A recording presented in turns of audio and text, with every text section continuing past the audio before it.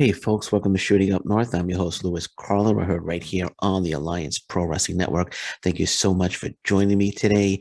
If you're watching for the first time, please consider hitting that subscribe button. If you want to follow me on social media, I'm on Twitter at Shooting Up North, Instagram at Alliance PW Network. Feel free as well to join our Facebook group, the Alliance Pro Wrestling Network. So this is Shooting Up North's MLW Fusion review and recap for March 17th, the March 17th episode, which is available now on YouTube.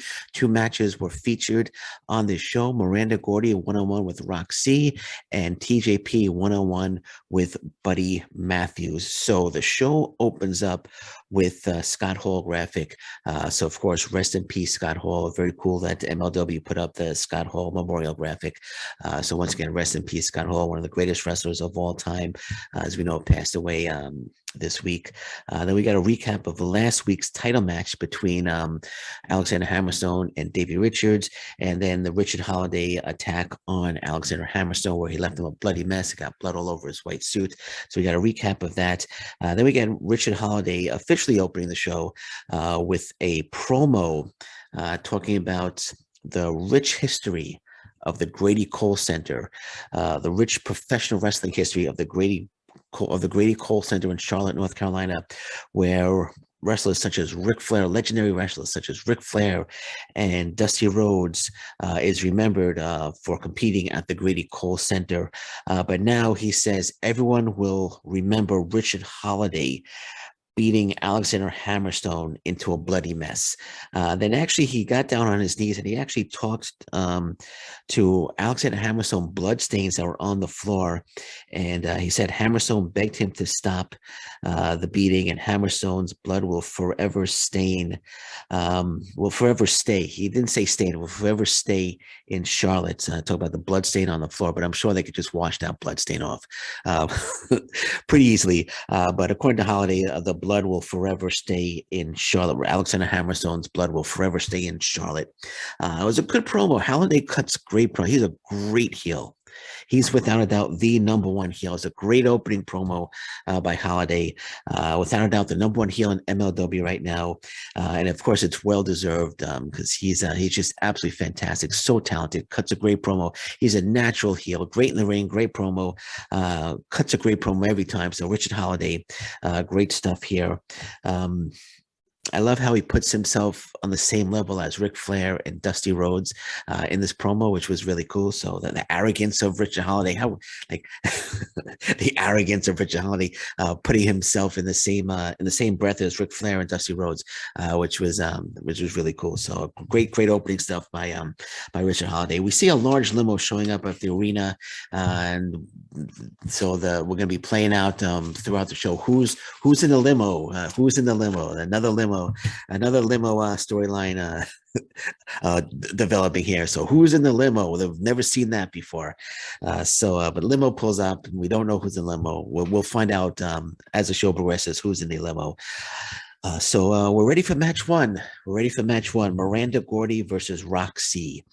So I initially was excited about this one. I've never seen Miranda Gordy compete before. Roxy, big star, very talented. Seen her on Impact Wrestling. Of course, she's former Ring of Honor women's champion, world's women's champion. Now officially signed with the WWE.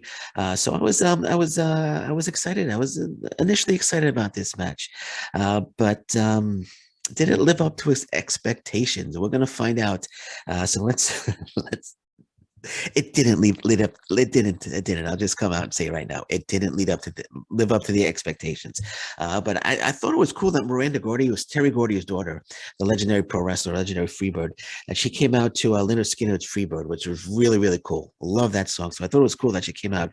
So initially I was like, all right, she's coming out to Freebird.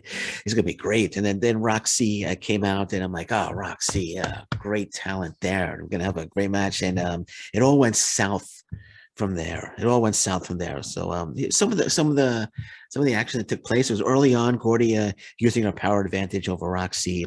Rok-C, she would go for a headlock, and Gordy would throw her off. Rok-C would try an arm drag. It would be blocked by Miranda Gordy. So Gordy using her power. her power advantage early on. Finally, Roxy was able to apply some offensive moves. Um, Gordy takes over with a clothesline and a power slam. Later in the match, Roxy hits some moves as well, locks on a crossface, but Gordy is able to get out of it, and she eventually hits the what they call the Bam Bam Slam. Terry Bam Bam Gordy. So she calls it the Bam Bam Slam on Roxy to win the match. That was some of the action that took place, of course, but this match was a bit of a disappointment. This match was a bit of a disappointment. I'm sorry. Thought it was, I thought there was a definite lack of ring chemistry in the ring between the two. Which led to a couple of miscommunications and a botch here and a botch there. The crowd really didn't seem to be into the match. I know at one point the announcer says, "Oh, Roxy feeding off the energy of this crowd," but there was no energy. The crowd was silent throughout maybe there was some polite applause, but the crowd was just not into this match, and neither was Lewis Carlin, to be honest. So it was the formula was simple. I mean, they had a simple formula to work with here. A Davy versus Goliath type match. Miranda Gordy using her power. Roxy, the smaller wrestler, trying to overcome the power of Miranda Gordy. But it came off clunky. It came off clunky, and again, lack of chemistry between the two made it a not very enjoyable match. The match just didn't work, in my opinion. Again, not very good. Not a very good debut for Miranda Gordy. I don't know if they're going to be using Miranda Gordy again, but Miranda Gordy didn't do anything in this match to make me say, I can't wait to see Miranda Gordy again. So she didn't do anything in the match to make me say that. And of course, Roxy, we're not going to see Roxy again in MLW. So this was a one-off for Roxy, as she's now signed to the WWE. So I guess it's good that Miranda Gordy, that they put Miranda Gordy over on Roxy. I think they knew when they booked Roxy that it was going to be a one-off. Maybe if they're lucky, they would get a second match from Roxy. But I think they kind of knew that she was headed to the WWE. So I think it was smart to put Miranda Gordy over in this one. Miranda Gordy, again, I'm sure we'll see Miranda Gordy again in MLW because after the match she says she's being interviewed. She says she's not a featherweight, she's a powerweight. She put the other female wrestlers on notice, calling them Barbies, and then she says she's not a girl but a Gordy. Okay, so this is a Luke, a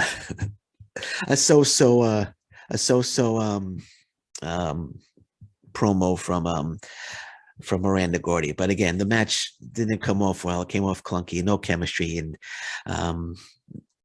nothing was done by Miranda Gordy, as I said, to make me say, oh man, I can't wait to see Miranda Gordy again. So we'll leave it at that. So after that, we find out that Gino Medina has been bonused by Cesar Duran for his vicious attack on Aramis, where he completely bloodied Aramis, got blood all over his hands. A lot of blood lately. You got Aramis getting bloodied, got Alexander Hammerstone getting bloodied. You had blood all over Gino Medina's hands. You had blood all over Richard Holliday's white suits. A lot of bloody segments taking place lately. But Gino Medina has been bonused by Cesar Duran for his attack on Aramis. So is Richard Holliday going to get bonused as well for his vicious attack on Alexander Hammerstone? I would assume so. Because I know Cesar Duran has an issue with Alexander Hammerstone. So I'm wondering if Holliday is going to get bonused as well. Maybe he's been bonused already. Maybe they announced. I don't think they've announced it, but I'm sure he'll. Well, he did have a nice suitcase full of cash a few weeks ago that he was going to offer to anyone that could take out Hammerstone. So maybe he kept the cash and he was bonused. Maybe Duran bonus. He said if you can't find anybody, you could keep the briefcase full of cash, and maybe I don't know if it was Cesar Duran's cash or Holliday's cash. It definitely wasn't a Toots cash, at least a Toots cash. But anyway, I'm sure he'll get bonused, but that's not very important right now. But after that, we got Mads Kruger cutting a promo as he challenged Jacob Fatu to a Stairway to Hell match. And MLW must have been listening to me, as Mads Kruger's promo was completely legible this time. I was able to understand every single word that he said. So I think they think they're watching this show, and I think they realize, hey, Lewis is right. We can't really understand Mads Kruger. So they kind of cleared up his voice, so you could kind of understand what he's saying. The promo was much clearer and much more understandable, and he challenged Jacob Fatu to a Stairway to Hell match. Then we find out that Gangrel is coming next week. Gangrel coming next week. Can't wait for that. I believe his opponent's going to be Gnarls Garvin, I believe his opponent. So it should be an interesting match. Big fan of Gnarls Garvin. So looking forward to seeing how that match appears on YouTube. So we'll see. I'm sure we'll have a decent match between Gangrel and I'm almost certain it's Gnarls Garvin is going to be his opponent. So then we find out the limo is shown again, and we find out who's in the limo. And surprise, surprise, it's it's Richard Holiday and Alicia Atute. I don't know if you could call that a disappointment. I think maybe people were thinking that we're going to get a new face, but it's Richard Holiday and Alicia Atute are in the limo. They said they have something planned, and they invite the cameraman into the limo with them. Ooh, I wonder what's going to happen. Wonder what's going to happen. The cameraman was invited into the limo with them. So we find out later on what happens. We'll get to it shortly. The 5150, Julius Smokes cuts a very animated and intense promo. And then we have Hammerstone talking a Hammerstone segment where he talks about why he got into pro wrestling, pursuing his dream of pro wrestling after he left the culinary industry. This was very good as Hammerstone was being genuine and wasn't scripted. He was speaking from the heart. So I thought this was really good as he talked about him pursuing his dream as a professional wrestler and some of the trials and tribulations that took place as he tried to achieve that dream of becoming a professional wrestler, which of course he has. He's very successful right now. As we know, he's the MLW World Heavyweight Champion. But it was a really good promo, really good segment. He came across as genuine. It wasn't scripted, so I enjoyed the segment. Then we find out that Killer Cross is coming next week. I hope his opponent is anybody but Bud Heavy, because if it's Bud Heavy, it's just going to be a complete squash match, in my opinion. Just be a waste of time bringing in Killer Cross. So I hope it's not Bud Heavy next week. We'll leave it at that. We'll leave it at that. See, I said we'll leave it at that. We'll leave it at that. So Von Erich's we get a Von Erich's medical update. I mean, they were throughout the show they were hyping that we're going to have a medical update on Alexander Hammerstone, but instead they gave us this medical update on the Von Erichs, who were attacked by 5150 last week. Marshall Von Erich has a fractured ankle. He's out 3 to 4 weeks. It's kind of a speedy recovery for a fractured ankle, but maybe it's not a bad fracture. And Ross Von Erich has a grade 1 concussion, so he's day to day. So that's the injury update on the medical update on the Von Erichs. Which is interesting because he took on Richard and Kerry Morton at Super Fight. I wonder when that match is going to hit. I'm really curious about that match. So we'll see. I'm sure that match will eventually hit Fusion in the next couple of weeks. Well, it won't be for another 3 to 4 weeks at least, because Marshall Von Erich is out 3 to 4 weeks. So maybe within 4 weeks, they'll come back and they'll take on the Mortons. Then we get Emilio Sparks. He catches up with EJ Nduka and conducts an interview. And it's interesting. Emilio Sparks is like, he's got his backpack on, got a hat on, and he's just catches up. I don't know if it was a segment where he's supposed to conduct an interview or he just happened to bump into EJ Nduka, but he catches up with EJ Nduka and conducts an interview, asks him a few questions. How's he doing? And Nduka cuts a promo on 5150, saying you don't pay back evil with evil, you pay back evil with good. And he's 5150's got some payback coming to them from EJ Nduka. So as we know, EJ Nduka and a mystery partner versus 5150 will be coming up in the next few weeks on MLW Fusion, because that's the match that took place at Super Fight. Then we have EJ Duke actually he cuts a decent promo. I kind of like the promo. Wasn't a great promo, but he's decent on the mic, EJ Duca. So then the next segment we have Richard Holiday and Alicia Atout back in the limo. The cameraman's in the limo. He's all set up, ready to go. Richard Holiday and Alicia Atout start making out. Looks like we're going to get some sort of make out tape or maybe a sex tape or something that they decided to that they wanted to make. I'm not sure why Richard Holiday wants. I'm not sure why they would want like a sex tape to be filmed. I wasn't really following the segment here. But I guess just to annoy people, I guess just the arrogance that Richard Holiday and Alicia Atout have, this thing that they think they're so good that everyone's going to want to see a sex tape because they're the clout couple. But nonetheless, they start making out, and Alicia Atout is distracted by her phone. She says she looks at her phone. She says there's something big, and Richard Holiday says he knows it's huge. Which was a good line. I kind of enjoyed that line. It's funny line by Richard Holiday. Yeah, I know it's huge, but Atout shows Holiday the phone, and Richard Holiday immediately says, "Wow, now that's interesting." But the inexperienced, I guess you could call her inexperienced Alicia Atout. Well, I don't know if that's the right word. I know she's been doing this for a while, but maybe she just wasn't paying attention because she kind of tilted her phone towards the camera, and it was her screensaver. There was no message or anything. It was just her screensaver on the phone, and it was clearly just her home screen or screensaver. Nothing was really on the phone.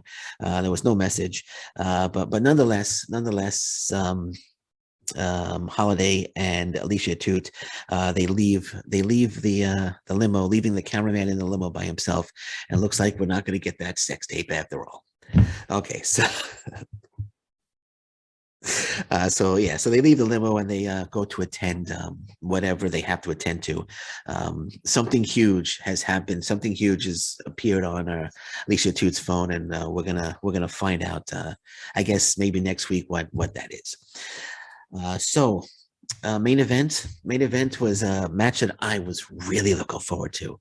TJP versus Buddy Matthews. And this match, unlike the first match, this match lived up to its expectations. Well, the first match really didn't have, well, I had high hopes for the first match, and I had really high hopes for the second match, for the main event, TJP versus Buddy Matthews. And this match delivered.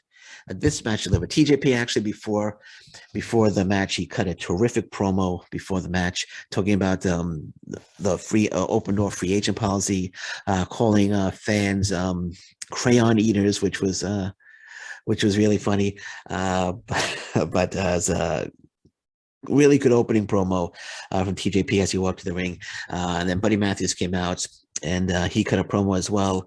Then the match began, and again, this match lived up to the hype. This match lived up to the expectations that I was expecting for it. We had a great opening sequence, which the crowd really appreciated, between the two wrestlers as they exchanged moves. During the early portion of the match, Buddy Matthews wanted to do a backflip, and he landed awkwardly on his knee. And he started to sell the injured knee throughout the match. Well, that was the storyline, was to sell the injured knee. When I say he landed awkwardly, I don't know if he really landed awkwardly. He really didn't land awkwardly. But the storyline was he's going to injure his knee early on, and that's what he's going to sell. That's the storyline. He's going to sell the injured knee throughout the match, and TJP will be concentrating on that injured knee, and that's what we got. TJP targeted the knee throughout the match. At one point, TJP locked on the figure four, which must have been devastating to Buddy Matthews, but he didn't tap out. He withstood it. Buddy Matthews, after his knee was being targeted throughout the match, he makes a comeback. He hits a DDT. At one point, they're exchanging blows. Matthews hit a flurry of offense. At one point, he gets a 2 count on TJP. Matthews hits a power bomb on TJP for another 2 counts. So lots of great back and forth action between the two, with Matthews selling the knee, TJP going after the knee, and the match actually finally came to an end when TJP he hits a Mamba splash on Matthews' knee. He locks on a knee bar. Buddy Matthews is desperately trying to get the ropes, but he can't. So eventually he has to tap out. So TJP wins the match, taps out Buddy Matthews. Now, this was an excellent main event. As I said, absolutely love this main event. Matthews selling the knee and trying to overcome the injury, told a good story. TJP going after that knee also told a great story. The whole sequence of events that took place was with the again, don't want to keep repeating myself, but it's always a good story when you got somebody with an injured knee selling the knee injury, and you have his opponent going after the knee throughout the match, and Buddy Matthews did a great job selling that knee injury. TJP, tremendous talent. I mean, TJP can have a great match with a broomstick. The chemistry in this match, unlike the first match, was definitely there. They worked so well together. They produced a terrific match.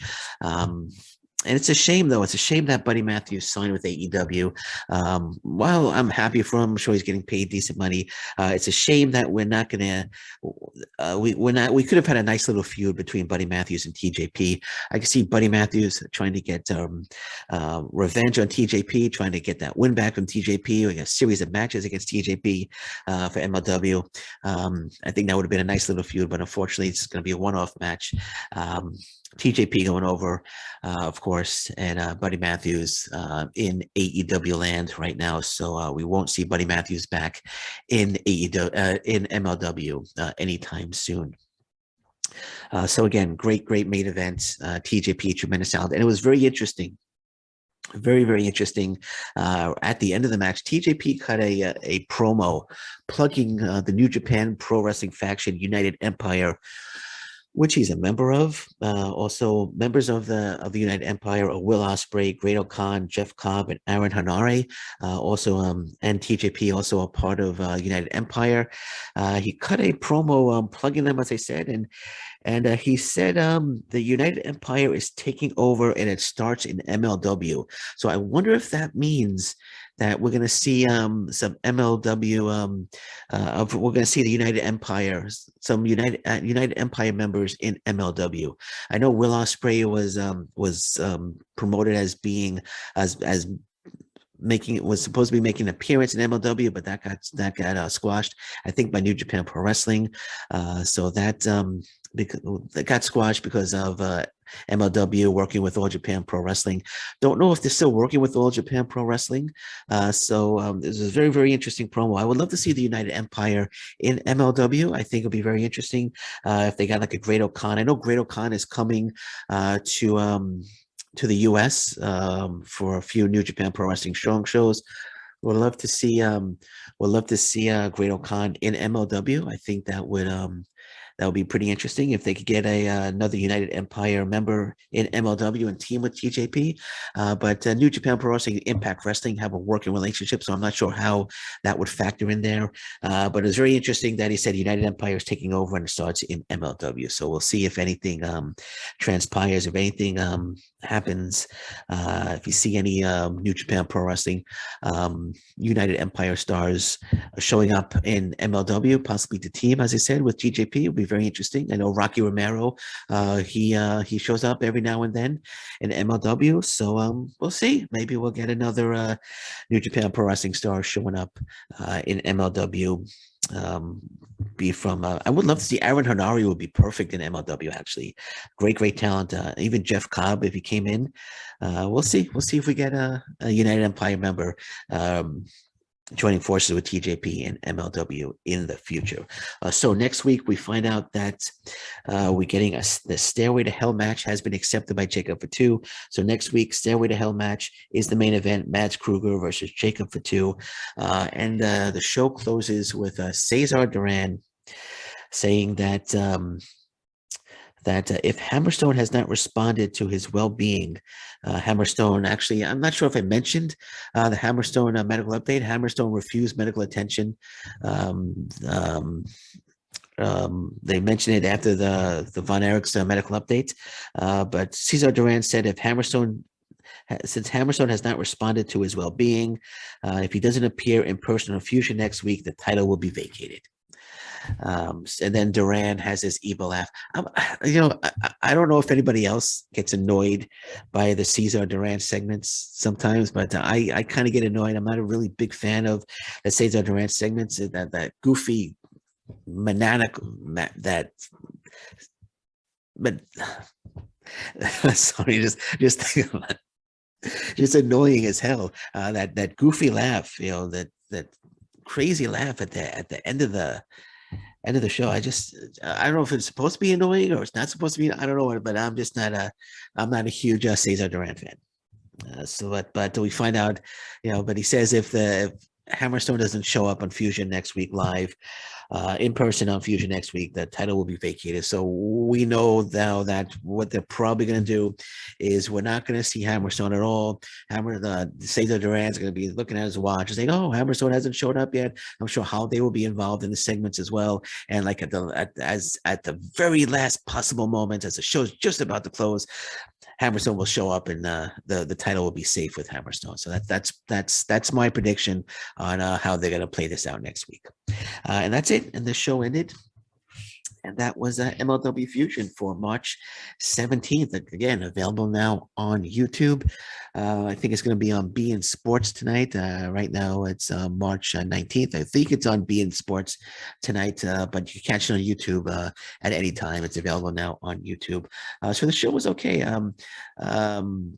The main event, as I said, was fantastic. It was like 20 minutes long, which was great. So it was a long match, but it was fantastic main event.